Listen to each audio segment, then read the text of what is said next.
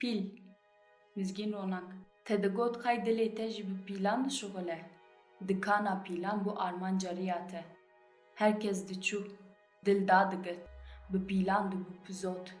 Lê dilê te bi baranê dişuxile. Dilok li ku ne? Ewran li ku hêlîn çêkiriye? Digotin dil pîl e, bi pîlan dişuxile. Ji bazaran hez dike, kengê bixwazî dişuxile. Riste bi teyran re çû, dil sekinî.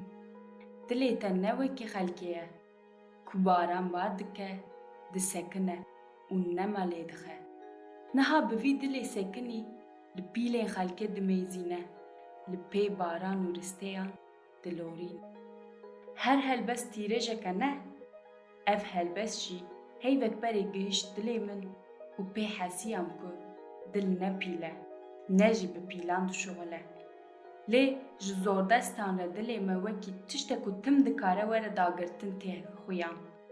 Sedemên wê pir in, lê yek jî ev e ku dilê me bi rastî jî car nebûye tiştek li ber destên wan û kengê xwestine wî dagirtine. Yani dil carna bi pîlên xelkê bûye pizot. Bûye pizot û xwe û derdorê xwe şewitandiye. Loma jî wekî ku tîrêja vê helbestê jî nîşan dide, divê mirov dilê xwe tim bipelîne. Bibîne ka bi rastî jî yê mirov e yan jî bi pîlên xelkê dişuxile. Pîl diqedin, dîsa pîlên nû, dîsa pizot bûyîn. Dûra dîsa walabûn û dîsa qeyrana pîlên nû. Lê ev heye, carna mirov şiyar dibe û dibîne ku way dil êdî ne dîl e û pîl mîlan qebûl nake. Mesela ev helbest ji şiyariyek wisa çêbû. Min hew dît ku way bi hin pîlan xepiya me û min gotiye qey li dilê min tên dikemilînin û dijînin. Lê na, ev pîl ne li gorî vî dilê dîn bûne û ev vê pîl min jî ji xwe re dişuxile. Bes, her şiyarbûn nûbûnek, çareyek, riyek nû dixwaze.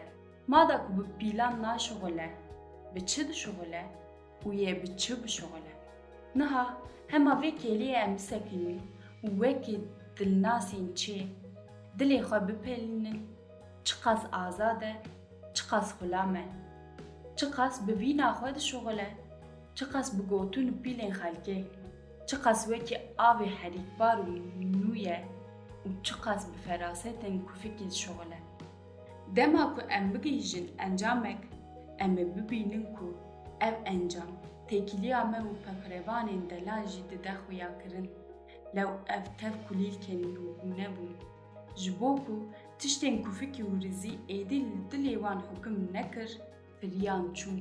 Loma jî ku em bihêlin dil hê ji bi pîlên xelkî û kufikî û teqiyayê bişuxile û meseleyên xwe yên kesanî, malbatî û civakî bi vî avayê bigirin dest, em ê jî tevî berkendalên xwezayî û rastinî bikevin erdê. Mînak, kengê li kîja mal û bajarê ku em bi rêzdarî nêzî înada jinan nebin, dê erteşa pakrevanên jin xezabê li me bibarîne. Kengê li kîjan navçeyê bi fikr û pîlên xelkê di têkiliyên xwe yên malbatî û civakî de bibin despot û dîktator, dê tîrbarana pakrevanên azadiyê ji ser serê me kêm nebe.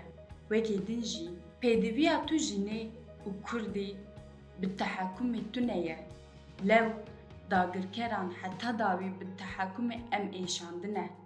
Yekane tiştek ku li me tê û li me ferz e, azadî ye. Di 24 saetên rojê de azadî. Li gel hev, ji bo hev, ji bo xwe azadî. Helbet hê jî bandora pîlên xelkê heye, lê em ji bo vê yekê emin ne? Gerem naxwazin, kîjan pîl dikare dilê me dîl bigire? Bila ev nivîs bi helbesteka mina din bi dawî bibe.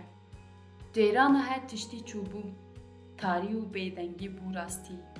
Dilê te dişuxilî, herkes şaşwaz ma, tu bêperwaz.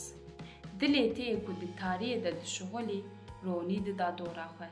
Lê êvarên dîl bi kêrî tiştekî nedahatin.